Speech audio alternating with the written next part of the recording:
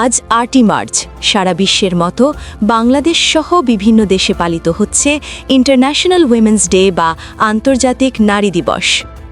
নারীর অধিকার, সমতা ও সম্মান নিশ্চিত করার আহ্বান নিয়ে প্রতি বছর এই দিনটি উদযাপন করা হয়। ইতিহাস বলছে ১৯১১ সালে প্রথমবারের মতো ইউরোপের কয়েকটি দেশে নারী দিবস পালন শুরু হয়। পরে ১৯৭৫ সালে ইউনাইটেড নেশনস আনুষ্ঠানিকভাবে ৮ মার্চকে আন্তর্জাতিক নারী দিবস হিসেবে স্বীকৃতি দেয়। এরপর থেকে বিশ্বজুড়ে নারীদের অধিকার, শিক্ষা, কর্মসংস্থান এবং নিরাপত্তা নিশ্চিত করার দাবিতে বিভিন্ন কর্মসূচি পালন করা হয়। নারীদের অবদানকে সম্মান জানাতে আয়োজন করা হয় আলোচনা সভা, র্যালি এবং সচেতনতা কার্যক্রম।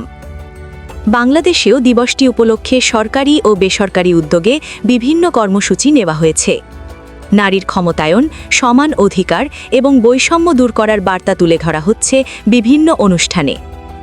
বিশেষজ্ঞরা বলছেন, সমাজ ও রাষ্ট্রের উন্নয়নে নারীদের অবদান অত্যন্ত গুরুত্বপূর্ণ। তাই নারীর প্রতি সম্মান, নিরাপত্তা ও সমান সুযোগ নিশ্চিত করা সময়ের দাবি।